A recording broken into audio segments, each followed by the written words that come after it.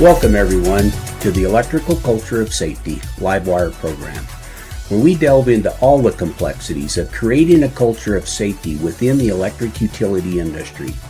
In each episode, we feature interviews with subject matter experts, industry leaders, safety professionals, and field personnel from across the industry, where we discuss ways to develop a collective reflection of the perception, attitudes, and shared experiences of the safety culture within our industry. Welcome to ECOS Livewire. Well, welcome aboard Electric Culture of Safety Livewire, folks. And today's Livewire story is going to be from our line brother, Bill Bosch, out of Northwest Lineman College.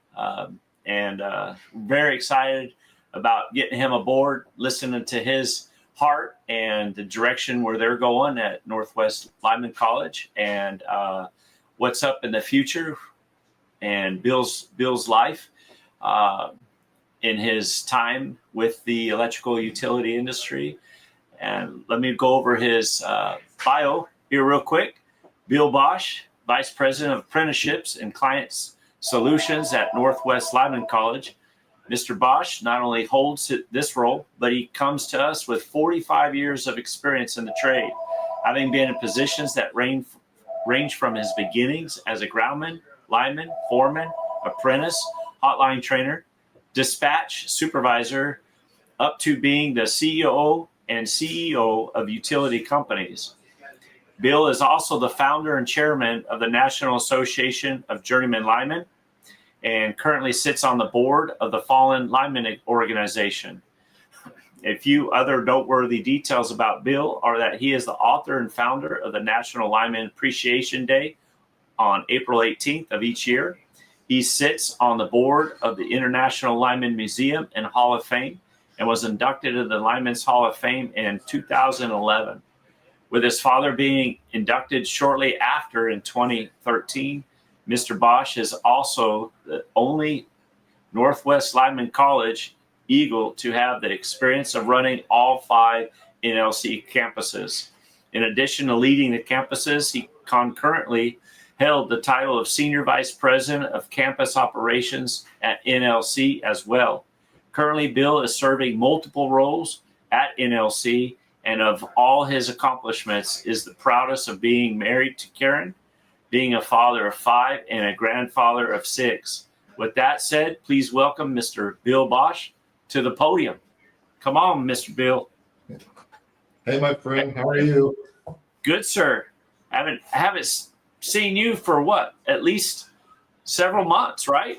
It is. We travel a lot of the same circles, and while listening to your introduction, well, thank you for all the kind words. I have had another grandchild since that was written, so it's now up to 7. But then also it kind of tells me, God, I'm getting old. So yeah, that's all right. You're young at heart, man. We've spoken many times together, and your body might be thinking it's getting old, but you're not old, man. You're still young. Well, we'll go with that. Yeah, man. So appreciate you coming on board. We talked about this months ago, and just worked out really well for you today. And thank you for coming on board and sharing your Liveline story with the folks here at Electric Culture of Safety. Appreciate it, man. Oh, thank you. It's a little humbling, and watching you and your passion and everything that you do on the field. It's it's all about giving back, and if they look at what you are doing every day, if we can kind of follow in your footsteps, I think we're all going to be a better person and better trade. So thank you for having me on. Yeah, man. Well, we appreciate Northwest Lineman College endorsing and partnering up with the Electric Culture of Safety partnership logo, and sharing that and supporting what we're doing. And we also appreciate that, Bill.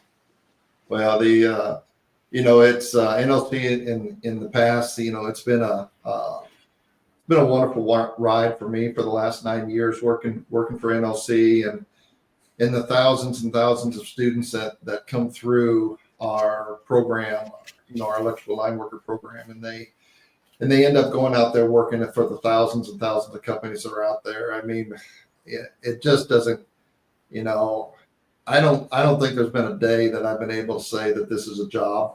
And now that I'm on the apprenticeship side of our house, it's truly a blessing to see them come out and watch them through their career. I mean, one of the bright spots of my day is I might be just having a crappy day, and then I'll get a picture from a graduate saying, "Look what I'm doing now," and it's just like, that it just doesn't get any better than that. Yeah. Besides the family, man, that's what I would consider your third reason why right there. To me, that's the third reason why. Family, of course, is second, and that's the reason why. And you exhibit all the qualities and the characteristics of creating and living a line legend. And it's amazing getting to know you, and the things that you've accomplished are amazing. And we know that you got a lot left in you, brother, a lot left in you. Well, for the people that know me, as long as there's 7-Eleven, chili dogs, and Red Bull, I'll keep going. Yeah, I believe that too. So why don't you share a little bit about your history, Bill? Share with us your introduction, your long time ago, man. Wow. Your introduction into line work. Give us that history and walk us through the steps to where you're at today. Absolutely. I'm in my 45th year, which is kind of just amazing with some of the stories that I know we both have from our past, how we ever made it through. If you're in this field of work, you've done things you should have and done things you shouldn't have. But you know what? It all started with my father, and my father was a demonstrator for AV Chance Company. Then he stepped into a role of hotline manager for AV Chance Company, and of course, he passed away on April 18th. Which I'll get to in a minute when we talk about Lineman's Day. However, it started with a lot of our students that come into the school have a very similar history. I was a total screw up. It was I loved sports. I excelled in sports, and it gave me a mindset that I thought the world was going to be given to me. Because I was fairly decent at basketball.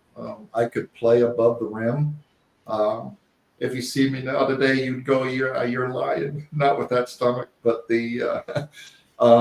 but it set a mindset for me that I think my father saw, and he would do things like my summer job, where I could have an easy summer job at AV Chance Company. He stuck me in the foundry.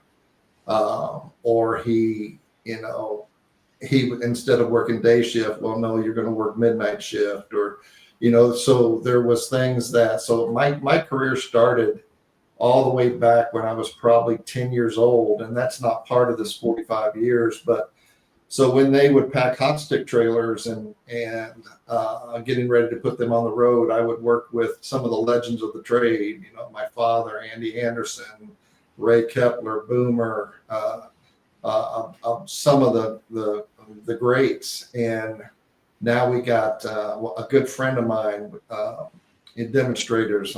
Herman for AV Chance Company is an amazing individual. And there's some other great demonstrators that I don't know personally today, but, I started packing those trailers. And then, like I said, I was a screw up. And so, when you go to college, I had athletic scholarships to go to college, and the funny thing is they actually expect you to go to class, and so that's not one thing I excelled in. So I lost my scholarship and had to go to work for a living. And I, of course, I contacted my father and says, all right, I probably need to get into the trade, and where can I go? And he goes, well, he called me boy, and boy, you can go to Nebraska, or there's some work out in Las Vegas. And I go, well, Nebraska, cold of winter, 500 towers, or Las Vegas. So what my choice was. So I went to Las Vegas, working for Nevada Power. But I had not repaired my attitude, or I had not I hadn't learned life lessons yet. And how old were you, Bill? Nevada? Got 19 years old, 19 going on 20. And so I got out to Vegas and almost lost my job because I just I was excelling at my apprentice, but I was not excelling at showing up to work. So hard life lessons, got my apprenticeship, I think I did pretty well, but I had great teachers. And anybody listening, if you have a chance to be a mentor or a teacher, please mentor or teach, the next one's coming up, because that's the only thing between being afraid. I'm more afraid of meeting my dad when I go to heaven than I am God. That's one thing. But if you're going to honor the people that taught you, then excel at what they're trying to teach you. So learn some life lessons, and then my career started to take off, where I was recognized for doing good things and not just being recognized for being a screw up, And so went through my apprenticeship, got my journeyman's ticket for Nevada Power through 396. From there, I was given opportunities because of hard work into our dispatch office and into a liaison between, it was called a facilitator position between engineering and, a lot of times we get jobs out in the field that can't be built. So got a great position there, and then was given opportunities from there, starting to be noticed. And so my career went from 16 years in Las Vegas to took a position out in Vermont, and quickly got opportunities at Vermont Electric Co-op for different positions and senior management positions. And then things, just started growing from there, and working with certain individuals and having a long history. And as you know, Brent, we have these networks of people that we meet, and my network just kept growing and growing. And I met people like Aaron Howe and Alan Drew and Mr. Harbuck. And so I eventually had a conversation with NLC, and they convinced me to come over, and I think it was 2016, and started my career with NLC, and I haven't looked back. It's almost at NLC, it's almost like a romance. It's you get to do what you love, and bring thousands of young men and women into a trade that obviously is growing and going to grow. And but that's kind of my career path to where I am today. And I've had opportunities at NLC to build and run the various campuses. A couple years ago or a year ago, was asked to move over and take over the apprentice side of the house. And that's been very exciting, because obviously you and I get to meet up on the road. So, get to work we work with about a little over 900 companies across the United States that use our apprentice program. And about 7 years ago, we were also acquired by Quanta.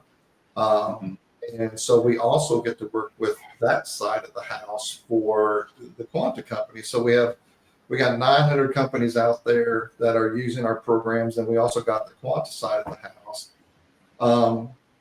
And so what an opportunity for, the young men and women that come into NLC, into our line worker program, to be able to come out of those and go to work for one of those companies. So it's a great opportunity for those people.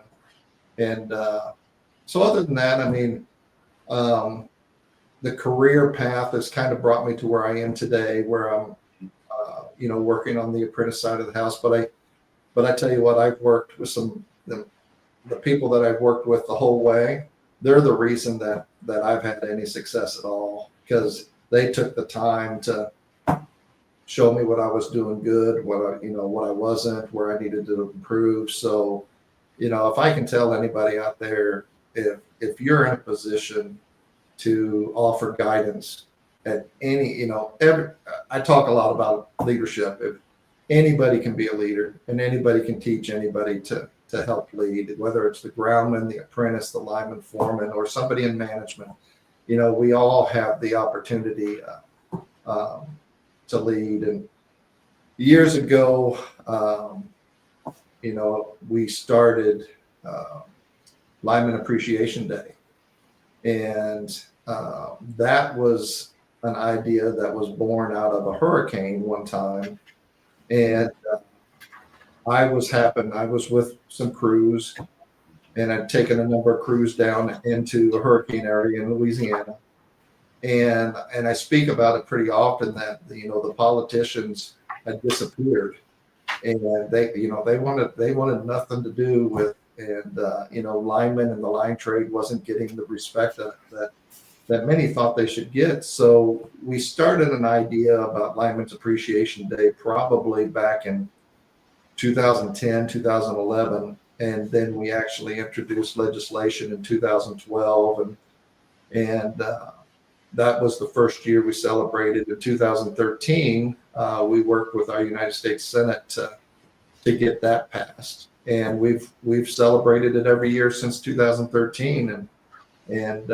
But we're presently working on getting linemen recognized as first responders too. So that is, that's just a real short story of my career and some of the stuff that I love working on. Yeah, that's interesting. First responders. I noticed, being in the industry going on 11 years, I've noticed since day one, I was hearing how a lot of the line workers, they feel like they should be recognized as first responders. And then you have the other side that says, no, we're linemen. We're not first responders. And so explain that dynamic. Help us with understanding that dynamic, both sides. Yeah, I mean, it's, when if you had to put a definition to lineman, I'll start with that. Lineman is just a selfless, their whole career, they're working for others. They rarely think of themselves. They will go in when everybody else is coming out. They work long hours. They leave their families. They a lot of times put their life on the shelf to assist others. Now, I don't know if that classifies as first responders. Probably doesn't. Now, historically, first responder has been linked to the ability to render healthcare, or like emergency response, or fire, police, emergency responders, military. They're all trained in that medical response. Now, that has traditionally been a requirement for being a first responder. Now, I would say linemen in the line trade, they are trained in first aid, CPR, and there's story after story when a crew or a person has saved lives, but they're not going into an area to do that. It's kind of a subsection of, okay, I was there, they needed my help, and I helped.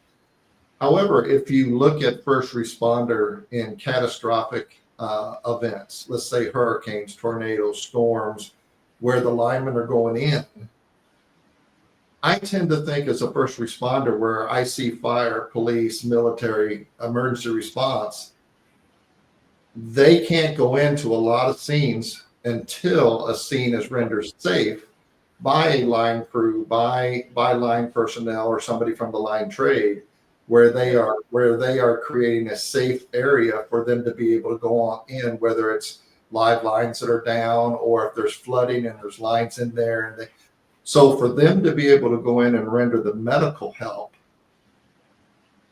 I would consider that the linemen that are making that scene safe and able for them to go in and do that, I consider that a first responder also. But that's just my thought about it.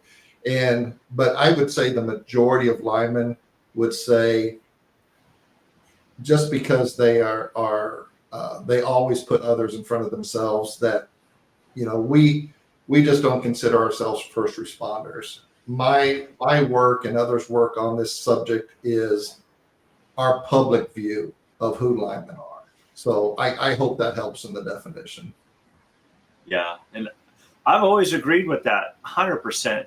I've heard from the firemen. My brother in Arizona, he's a firefighter in Scottsdale, and he tells me the stories. And the police, there's a lot of times, like you said, they can't do their job until the linemen come through and clear things up. So you're exactly right, and I actually agree with this, and I'm very excited that this is actually going forward to take place. Make this change.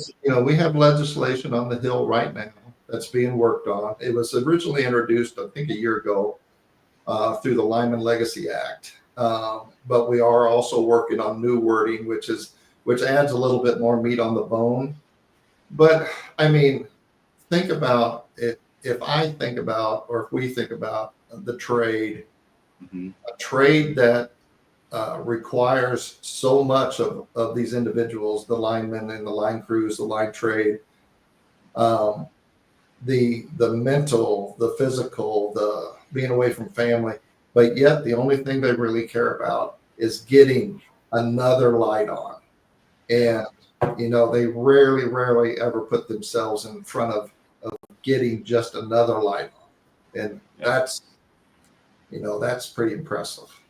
Yeah. And how many stories have you heard in your career? How many stories have you heard where the linemen are going to the job site and they see a car that is wrecked on the side of the road and they perform CPR? They perform actions which actually save the driver's life. How many times have you ever heard that? Yeah. And so, exactly. And they're trained with the exact same life-saving, maybe, okay, they're not going to do everything that an EMS, somebody on an ambulance or Right. something would do, but however, they are trained in first response techniques and life-saving techniques. And, I don't know, you and I've probably heard it thousands of times that somebody has pulled up and, saved somebody's life, or hell, they even delivered a baby. It's, right. It can be a little bit of everything. And, but that's part of the requirement of them doing what they do.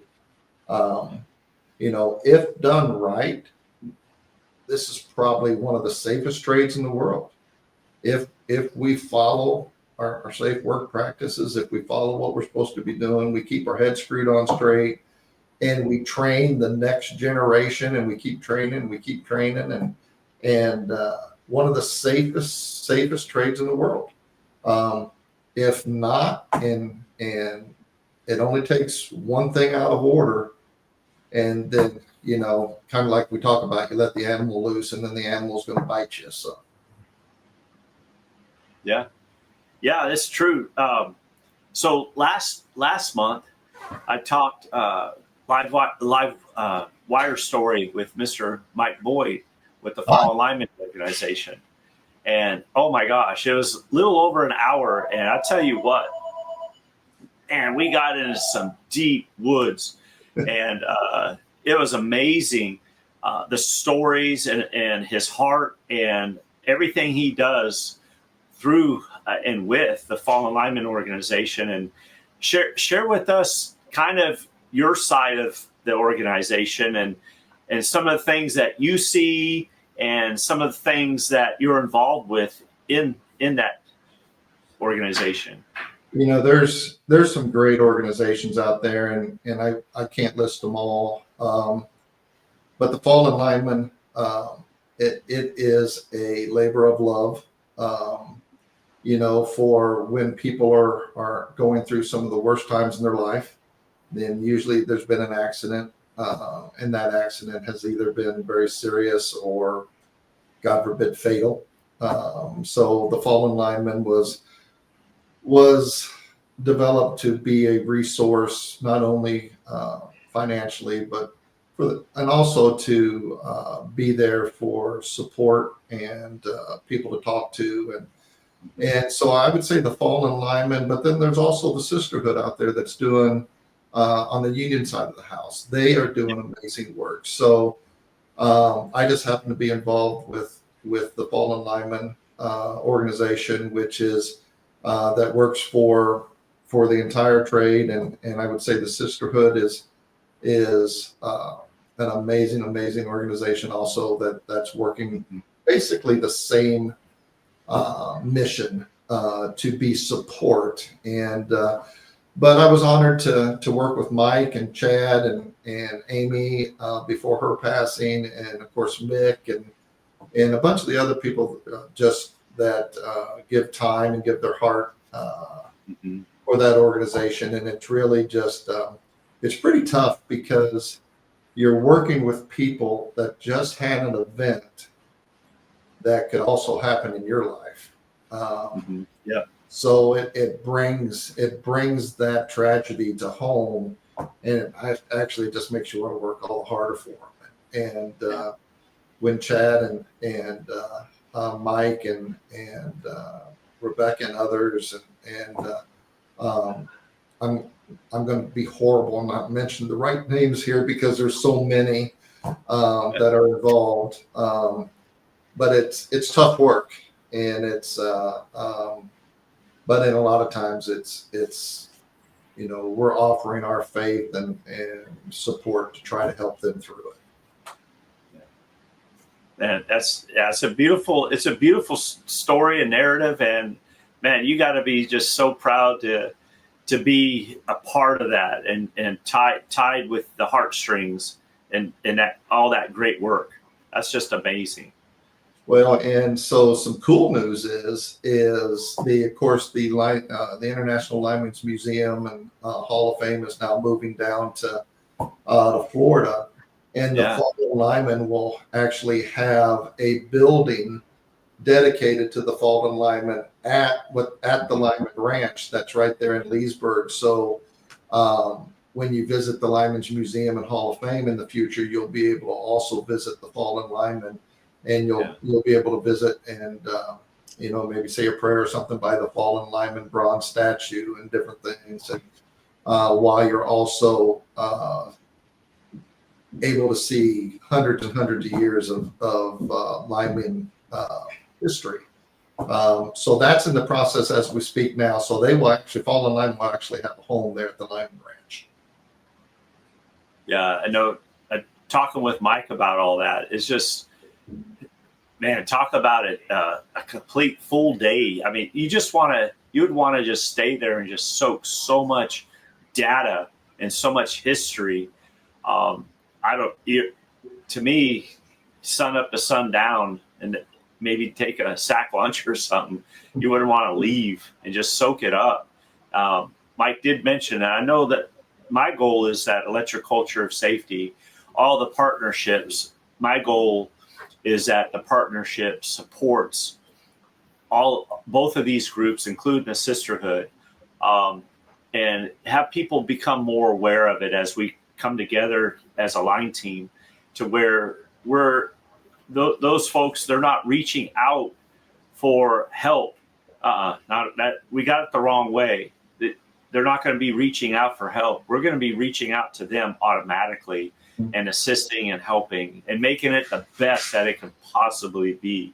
And as much as we need to learn how to invest into one another in the field and training, like what you're doing, Bill. We need to invest in the past and make this history, this glorious history of our most excellent trade. We need to make it well known, because we don't want to go back. We want to keep moving forward. But sometimes it's good to take a trip back and remember these things and hold on to always in learning and hold on to always improving and see where we're going to be, like a time capsule. See where we're going to be 10 years from now, 20 years from now, and embrace it, embrace the change. It's so right. And one of the things I love about the title of ECOS is the electric culture. And we all know we go through these ebbs and flows of cultural awareness in our electrical trade. And, even our students that, a lot of them, let's say 18 to 25, we actually have some that are 30, 40, 50. But when they come into the school, and so not only is it our responsibility to teach them curriculum, to teach them competencies, it's extremely important that they start learning the culture, that they start learning how can you know where you're going if you don't know where we've been. And that starts with the history of the trade. And I hate to say it, but the history of the trade also includes mistakes. And so a lot of the times when we learn the biggest lessons or important lessons of our life is from mistakes of others. I've made a ton of them. Hell, I'm 63 years old right now, and I could write a book on what not to do, but that has also paved the path for myself, but it's also paved the path for others, because I'm also able to say, if they're willing to listen, here's some mistakes that we've made. And that's what I love about, everything that you're doing with ECOS and everything. We're talking about, a lot of times we're talking about hard, tough subjects, and it all goes into that umbrella under culture. And so again, thank you for that. So. Yeah, man, my pleasure. So, no, thank you, Bill. Let's dive into what, go ahead. Let's dive into a little bit about Northwest Lineman College. Let's talk about their history. Let's talk about their startup. Let's talk about how they've evolved and the different branches. And let's focus obviously on the line industry. But as far as the training skills, how that has changed and improved, and getting into learning about how to work together as a team, all those things. Let's talk about those adaptations. And I just happen to have this on my desk, but when we talk about NLC, one of the things I'll say is, from its inception of at the Idaho campus, and then from there we expanded into California campus, and expanded into the Texas campus, and expanded into the Florida campus, and now we have a advanced learning campus in South Carolina. We also have a campus or an association with Puerto Rico, but it all started with three guys, and I'll mention Aaron as the ringleader, Aaron Howe. He had this idea, and had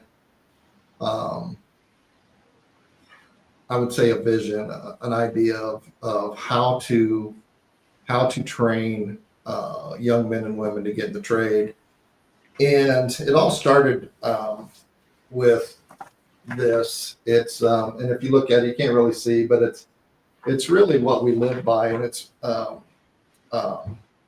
knowledge, skill, and behavior, and it's and it's the science of education. It's the how do people learn, and basically, if you think of knowledge, it's everything from the neck up. and skill is everything from the neck down. And Yeah. behavior is one of the items that, okay, this is something that's really, really new as far as when all this was developed. And it's probably, if I'm a company out there and Aaron, you know, he had this vision of how to get people from let's just say the street and come in and turn linemen into, you know, as some of the best linemen come to NLC, and now they're instructors. But his vision for NLC was, let's turn them into educators, and let's educate the public on how to come from point A, go through a electrical line workers program, and then get a career with the utility. So that was really the entire intent of, I would say, his vision at the time, and started with the Boise, Idaho campus, and all the way through California, Texas, Florida, and I've been lucky enough to work at all of them. So, Yeah. And everybody would say that, well, yeah. And even in my bio, I think I hope I can't remember. It says run the campuses, but actually I got to work side by side because it would not have been a success with the people that, we all worked together. We were side by side educating these students. But it was really this 3-phase educational model that started at the beginning of NLC. And we still use all of this that was started way back when, and we still use it today. So I think the biggest compliment ever is when people imitate you. Right. Now there is a ton of quality programs out there. 6, 7 years ago, 8 years, there was probably, don't hold me to the exact figures, let's say 50 line schools out there. Today, there's over 200. Wow. So the biggest form of flattery to me is imitation. And now the majority of them are 15-week programs, same as what we've done since the beginning of time. We've fooled around with some different things, but the majority of the time has been 15-week program. They come in, they learn the essentials of what that knowledge, skill, and behavior that they're going to need to get a position. And so they learn that in the 15 weeks. They come out what we like to call a pre-apprentice. They're qualified at that point to be on a crew and do duties that are in that 6 months of their employment, at first 6 months of their apprenticeship. From that point, hopefully we've instilled the right qualities into that. You've heard me speak around the country. I call and maybe it's not right, but I call these graduates, these companies out there that are hiring out of NLC, they're hiring an investment. Right. It is an investment in that company's future. And one of the most important things that we can teach these young men and women is, skill and knowledge is fantastic. If their behavior is terrible, they're not a great hire. And so if we can instill, in 15 weeks, if we can get them to realize that they're an investment at these companies, and they're saying yes sir and no sir, and they're proving that they are a great investment, and that they're willing to be retained by that company, then we've done our job. But NLC is many might ask, well, you were acquired by Quanta a few years back. We're still the same NLC. We got the Quanta side of the house, but then we have the non-Quanta side of the house. We provide students to the entire industry, and it's a great investment for a young man or a young woman that wants to come in and get in the trade, to come in, learn, be humble, and then get your butt out there and get to work. So that's funny. That is true. Okay. So you brought up at the beginning how to be noticed. Question: how to be noticed. So we've got these folks that are going through your program, and they're learning, like you said, skills, but you're also teaching them behavior and how to act on the job site, your attitude prior to showing up to the job site, and how to prepare yourself before you even go back in your vehicle back to work. How do you prepare yourself mentally? So what do you got to do to be considered? Because these folks got to have the buy-in that so-and-so, Mr. Bill Bosch, he's gone through the training program, and they get a chance, I would imagine, to look at the progress of the apprentice prior to hiring, as far as how do these folks get to be noticed to where the employer is willing to make that investment in that particular individual.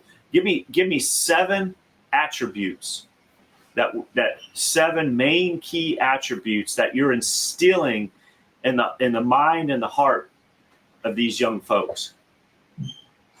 absolutely, golly, great question. And so it comes down to, if you think about, obviously I work for Northwest Lineman College, and we teach a course that is called Career Plannings and Strategies. So we actually teach a young man or a young woman, or somebody that's, maybe we have a lot that are coming in that are 30, 40s, even 50s, because a lot of police and fire and other people are looking for new careers. So they're coming in, and so we're getting, the older students too. However, in this course, we're teaching them, what are those important, what are the important 7, what are the important 10, 20, and some of that thing is not only you're entering a brotherhood, okay? However, that student that's sitting right next to you is most likely going for the same job that you want. Yeah. And so one of the most important things are, okay, you have your dream job and you have that area that you really want to go to work. Be willing to realize that's probably not going to happen. If you're wanting to go work for one of the 800-pound gorillas that are out there, I can guarantee you it will happen, but it might take you a year or two. So one of the first things you got to do is, one, be humble. So and listen and learn.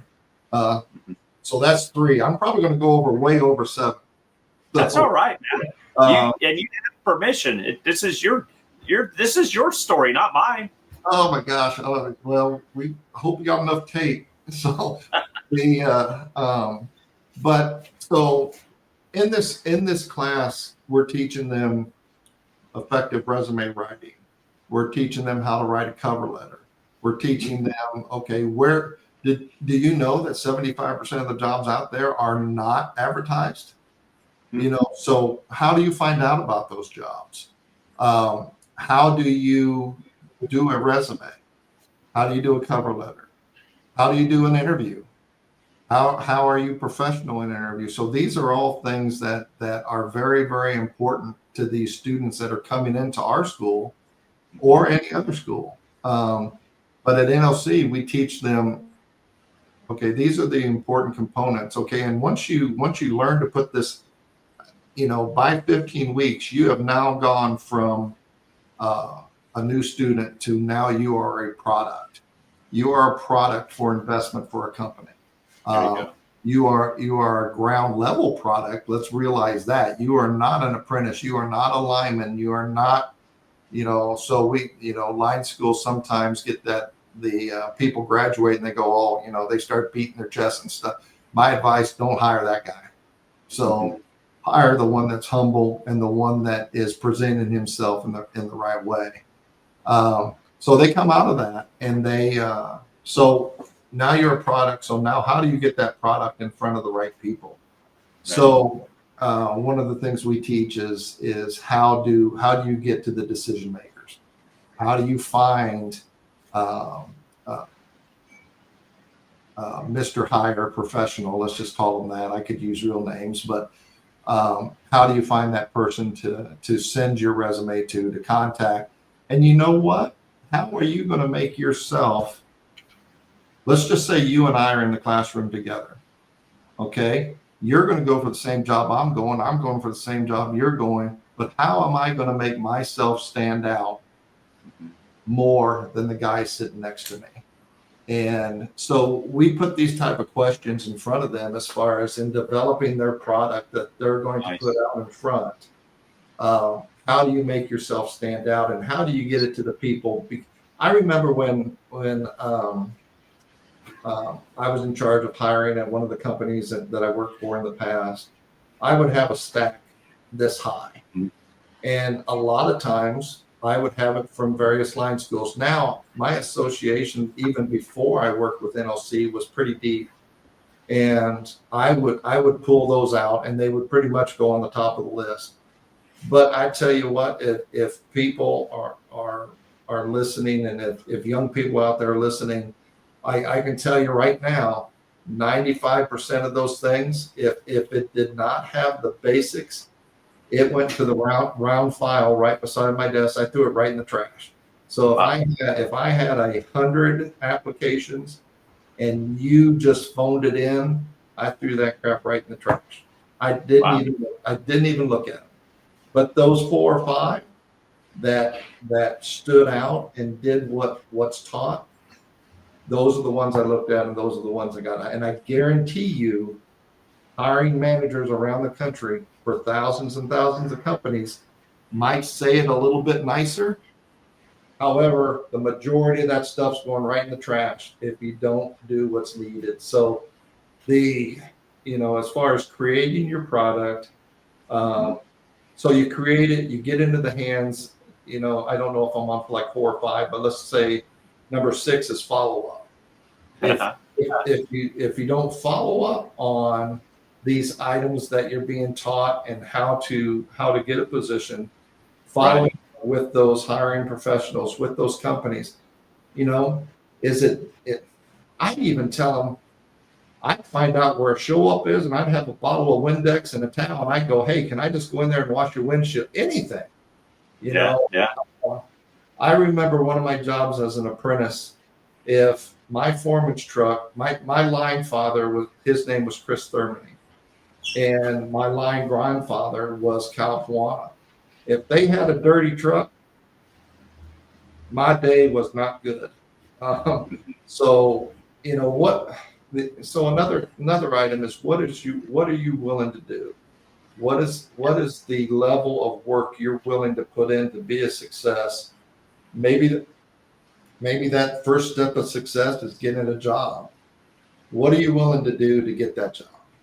Because I guarantee you, out of all the line schools in the country, there's thousands of people going for that same job. Now, there might be 10,000 jobs available right now out there in the industry, but what are you willing to do to stand out? Are you willing to put in the work? Are you willing to put in the follow-up? Are you willing to travel to anywhere in the country? That's another one.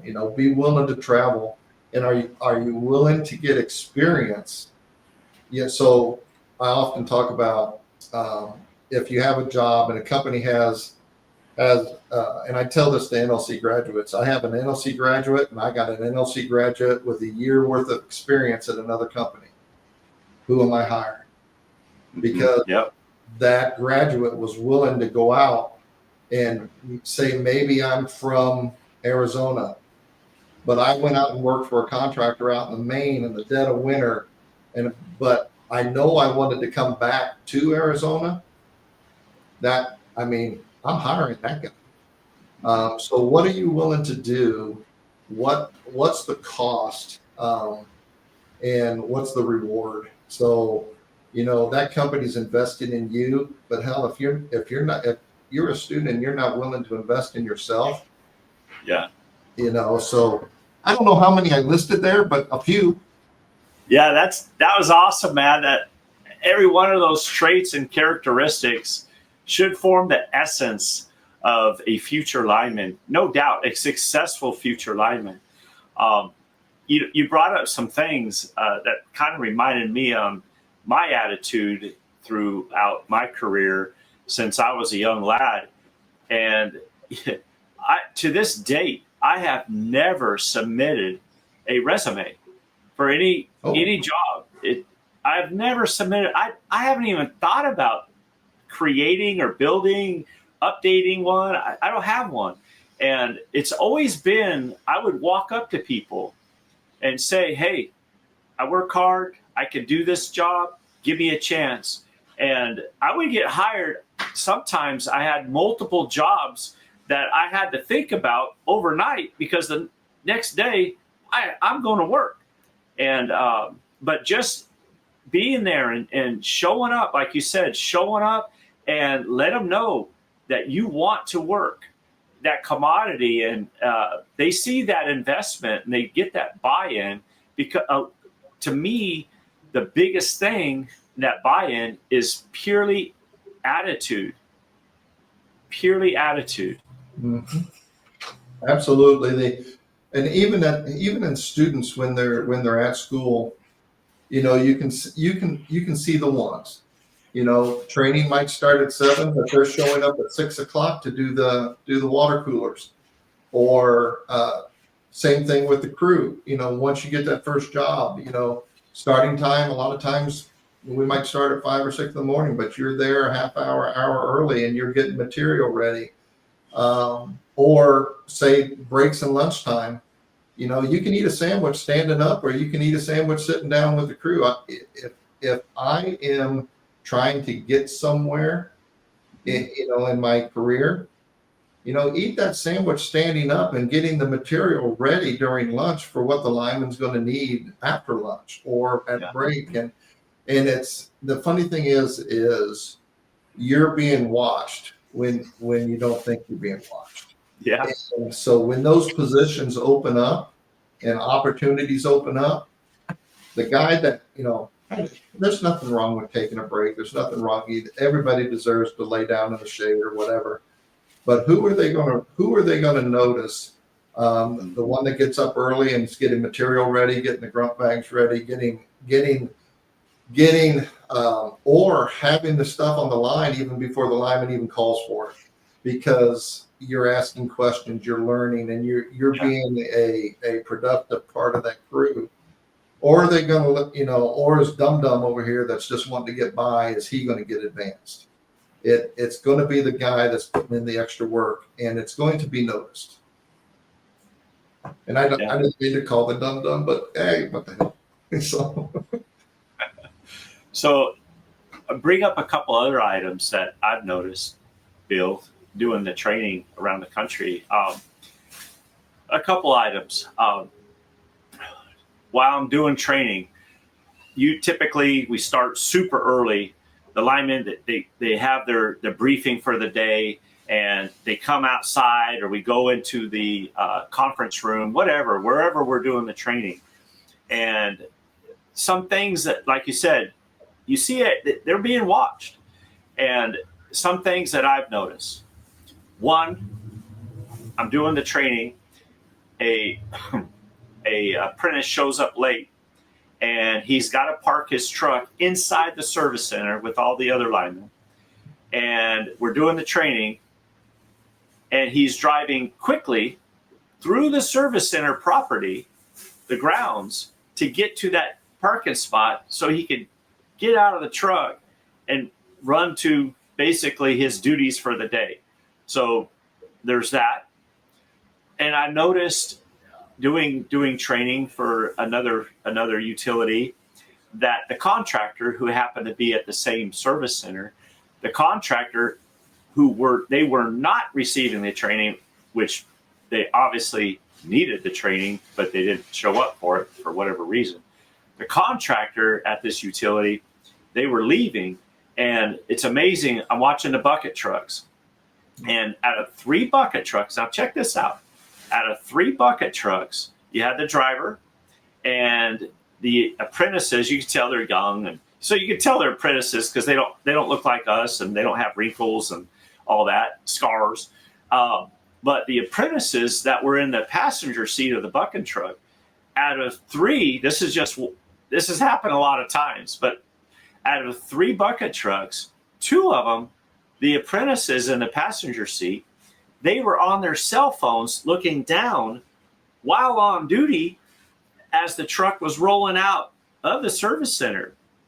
Now, so there are some things that we really need to make sure that they wrap their head around as far as preparation and accountability and responsibilities before and while on duty. Share with some of that for us. Yeah, so at the school and in life, so there's 2 sides. So I'm thinking about that exact scenario that you just laid out. 2 things. One, you have an apprentice that's obviously checked out or checking his Facebook or emails but then you also have the other side. Maybe there was a lineman that was driving the truck, or a foreman, or whatever.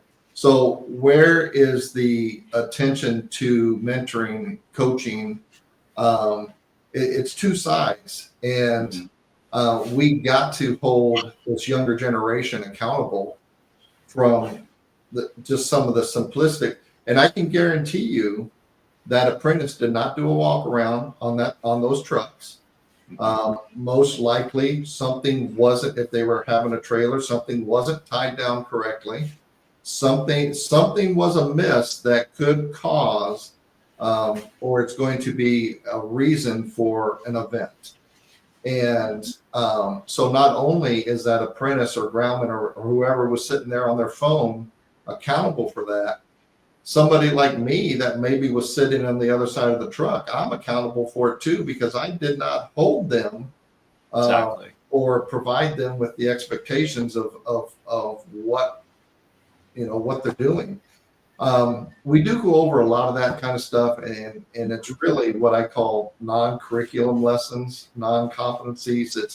It's Right. life lessons. So not only do they learn that stuff that's in the book or that's in the training field, but we try to give them a lot of those life lessons too. And Good.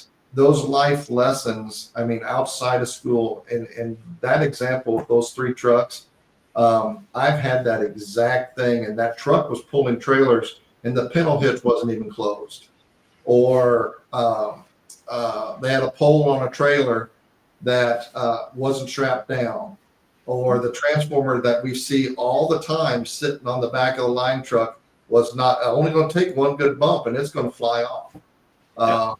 So not only just the act of sitting there checking their phone or not being part of the of what's going on is a wide ranging cause and effect. If we're not teaching, they're not learning. If we're not holding them accountable, they can't, if we're not giving them expectations, they can't be accountable if we're not. So this is a circular item that needs to be, I know there's nothing wrong with talking about it. It's actually great subjects. Hey, let's just do our job better. Yeah, right. But yeah, that goes on so much. It drives me crazy when I see that. Yeah, to me, that's one thing. The younger generation, I think they're awesome, and I think a lot of them, they just want to learn, and they want to be the very best. And a lot of them are very humble. I've been around a lot of these apprentices, and I tell you what, man, I would want to work with a lot of these apprentices way more rapidly than I would with some of these older folks that have gotten complacent and a lot of shortcuts. Where these young apprentices, they actually have a respectful fear of becoming injured or having harm, and they're serious. They want to do the best. and they're trying to look at everything. Give us. All right. So NLC, give us some of the big challenges that you face, that NLC faces, big challenges that that you all address, and you don't have to get too nitty gritty. We don't want to call anybody out or anything, but what are some of the big challenges as a company, as training and education and skills, life skills, learning how to be a commodity that folks want to invest in? What are some of the biggest challenges, basically, like David McPeak says, hurdles that you all face? What I'm about to say is a positive.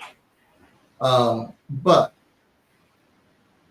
coming from the trade, we always are and always will be a lineman. But as we advance in our career, taking on different roles, taking on different responsibilities, that doesn't mean that you're no longer a lineman. You're always a lineman, always will be. Yeah. So I would think one of the challenges that we've had over the years is we have instructors, and they're called Maroons. Best of the best. Love each and every one of them. Yeah. But they have a challenge because we have to be able to deliver education. We have to learn how people learn, what they're going to learn, how do we teach them, so transitioning from that crew into an educator has always been, I don't want to call it a challenge, because every one of our instructors is top notch, best of the best. But one of the things we have to learn is how we used to teach on a crew is now we have to transition into how do we teach in a classroom? How do we teach in the field, or the curriculum, or the competencies? So we really, at NLC, we ask our instructors to become educators, and making that transition, putting both feet into that swimming pool is hard for me, and it's hard for anybody, because now we tend to think, okay, well, I'm losing my lineman credentials. No, you're not. You're transitioning into being an educator. That's right. And the science of delivering education and how people learn. And so that has been, I'm going to call it an opportunity, because our instructors that have learned to do that are and I would say all of them have learned it to one level or another, but they've learned. So we have a program where our instructors are actually going through an educational apprenticeship. Let's just call it an educational apprenticeship.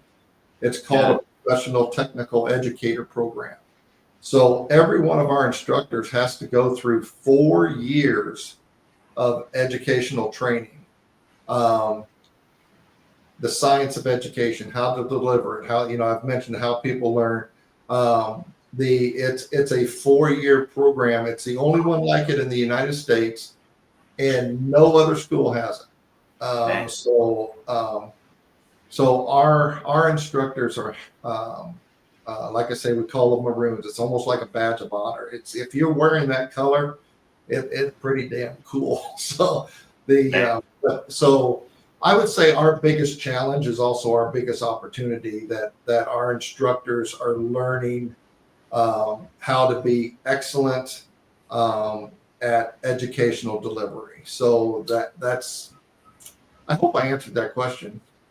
Man, no, you actually did it very, very poetic, very artsy. Taking the word challenge, and you gave us that Webster dictionary meaning of the word challenge, about 6 or 7 meanings down the Webster dictionary, calling it opportunity. Dude, that is like beautiful, man. And Well, I'll share something with you if I have yeah, it here. So Marcus Aurelius, if you've ever seen this, this is a challenge coin that I carry. It's either in my office or I carry it with me. It's called "The Obstacle is the Way." And I don't believe, my personal beliefs, that there is no obstacles in the world. Zero. Yeah. Only opportunity. And you're either going to go around the obstacle or blow through it or whatever. But on the back of this coin, it says the impediment to action advances action. What stands in the way becomes the way. So if you think about stuff like that, it's, and I say, I always have this around someplace with me. And it's that whole thing that you're talking about as far as how do you look at it? Is it a challenge or is it an opportunity? And if you consider that an obstacle to me has a definition of something you can't get by. I think that's a bunch of hooey. So that's awesome, man. I love that. That is powerful. 4 years of training your folks to how to be an educator. I mean, that actually is almost mind-boggling because it's so powerful and it's so important and valuable. That's awesome, Bill. I didn't know that about NLC. This is the first time. And that's right on. Well, and so I mean, I remember how I was trained, and there was nothing wrong with that. I mean, maybe it was a little bit rougher. Maybe I was taped to a few more poles than what we do today. You know, I don't know. It's a little bit different. And if we look at the simple generational changes on where we've come from, how I was trained, how my father was trained, all the way up to, let's just talk about the most recent graduate that comes out of NLC. Those are drastically different people. Yeah. And I learned a different way than the way, I don't want to call him a kid, the way the graduate comes out of the program today. And the expectations are different too. And so through those programs, through the professional technical educator program and when they graduate, so it's almost like our instructors are going through an educational apprenticeship. We don't like to call it that, but that's what it is. Yeah. But we're also learning, okay, that person that's in front of us now is different than when I was sitting in that seat. So it's all part of the advancement in teaching. Yeah, it's pretty dang cool. I mean, they got to video themselves. Their video going to, it's got to be graded. It goes in front of a board. It's all part of their advancement. I really believe, and maybe you've thought about this and maybe you're doing it, but I really believe that like an advanced lineman school, that this should be a topic that that is a class that we take as far as higher ups, as far as superintendents, as far as not just the educators, the skills and the training. No, I'm talking about the superintendents, operations managers. These are actually skills that you could bring down to your apprentices. Yeah. And offer this advancement. Absolutely. And Brittany, if you think about the big circle of life here, you're a company that's out there wanting to hire graduates from somewhere. Now, there might be logistical reasons that you're hiring from this school or this school or this school. But if you think about the product that we talked about earlier that's graduating from a line school, and let's use the product that's graduating from NLC. Mm-hmm. If you're being taught by this instructor that is required to go through these requirements just to get in front of these students, that makes the product, I think, a better product and more a better investment, like we talked about earlier, because this student is learning from a different type of instructor. Not there's don't get me wrong. I have a lot of friends out there at other line schools and stuff, and they'd probably shoot me. I love you guys. We're dear friends. I'll buy you a steak next time I see you. However, but when you think about that full circle, not only can you think about the product that comes out of the school, but who's teaching them. So, it plays into that whole picture. Absolutely. Wow. So you go from an A to an A plus, man. I mean, it takes a lot to turn that rudder to go from being an A student, an A instructor, to being that A plus student and that A plus instructor. And man, what better way to gain that higher ground, right? What better way? Yeah, and and the one thing that probably is a challenge. So with people that know that they, this is a huge world, but a small trade. Mm-hmm. So, our people get targeted. People want to hire these individuals for their company, and who wouldn't?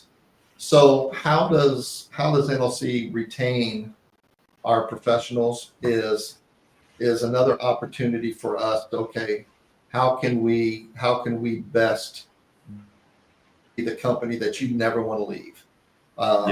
So that, we can call that a challenge. We can call that an opportunity. However, we better do our job because if I'm a Corvette lover, so if I have a really cool Corvette, somebody else is going to want to buy it now.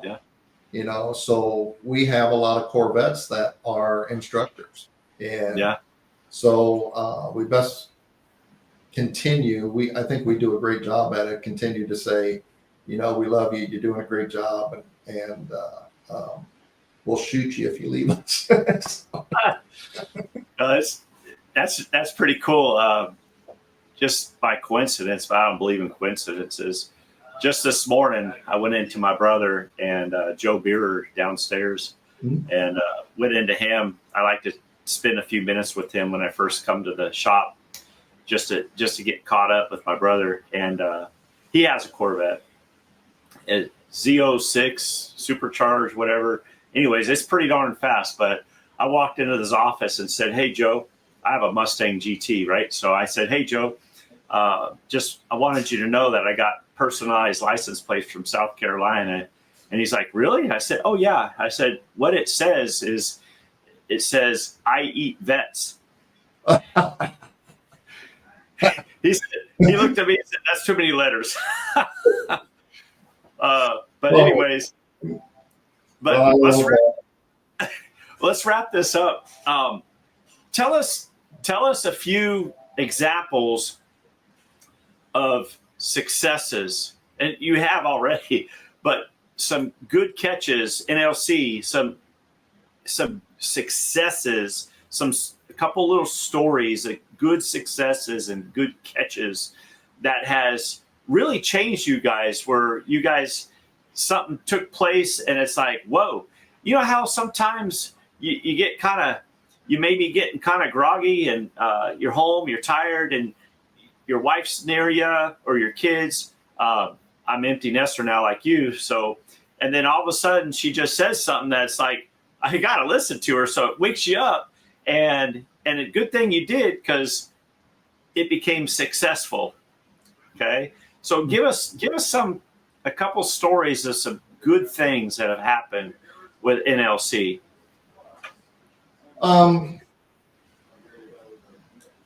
There's so many different ways I can go with this. I'll just go down a couple different paths. One, we talk a lot about our instructors, and we talk a lot about the students, but none of that happens without. So one of NLC's, I would say, major successes is our support departments.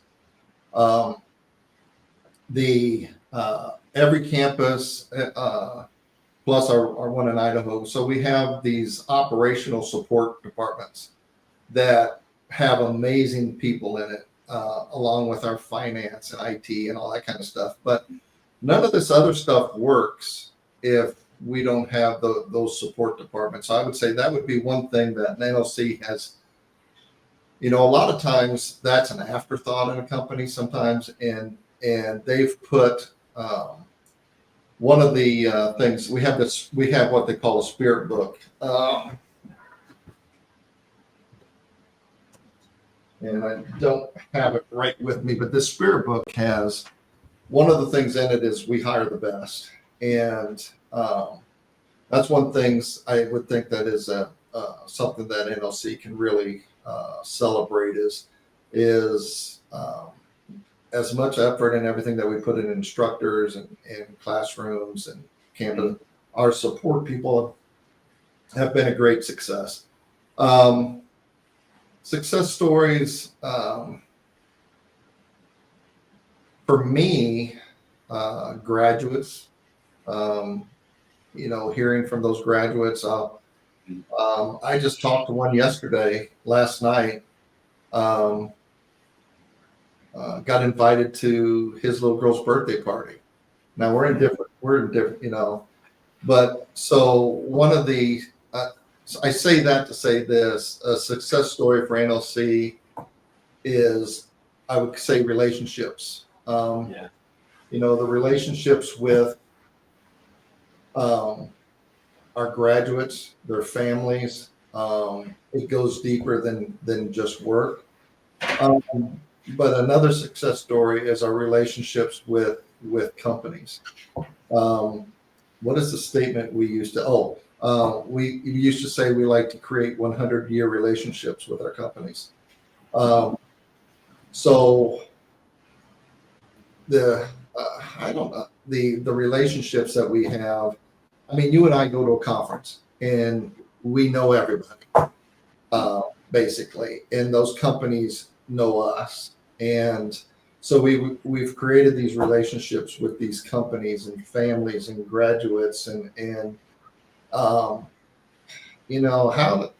does that add up to? I mean, it's pretty damn special. So I think I would probably just leave it there our biggest success story is our relationships with an industry and families and companies, and I'd leave it. I don't know what else I could say there. That's Bill. That is again, that is such important foundation. And I tell you what, not just a foundation, but it's a house of line work as far as being a line team. And I challenge the folks that are listening to this, and this will be going out to a lot of people and be out there for a lot of years, Bill. But I would challenge everyone who is listening to this, no matter where you're at as far as position or experience in line work, to always remember those key 2 words that our brother Bill just shared with you all. And that is support. I don't care if you're involved in line work or doing line work out in the field, or you're a manufacturer like bierermeters. It don't matter. You got to give support no matter where you're at in this industry, and period. You've got to form relationships no matter where you're at in this industry. And because Bill, you've seen it, I've seen it. I have seen many investor owns, munis, cooperatives, contractors, many, and you know what I'm saying, to where there was no support mechanism, very little, and there was very little effort and investment into relationships. And that's a huge challenge. That's a big takeaway from everything that you've been talking about here today. Well, thank you. And I would say anybody that's listening, just give me a holler. Let's talk education. Let's if we have a relationship, let's make it better. If we don't have a relationship, let's start one. So just give me a holler. Yeah. Awesome, Bill. You've been awesome, buddy. Just like you always are, in real life, and authentic and genuine. And I just really appreciate your time with our line team throughout America and even Canada, and just really appreciate everything, who you are and the passion you have, and how you don't want to even retire, think about retire. How could you, man? This is like, this is beautiful. And I appreciate you all coming here, man. Oh, thank you. And I know my wife will see this. So Karen, love you, love our family, love the grandkids, and you're the reason that all this works. So thank you. Yeah. Bless you, brother. And you all keep doing that safety stuff and building up each other. And bless you, man. Appreciate it. Thank you, Bill. Thank you, Brent. Bless you. Talk soon.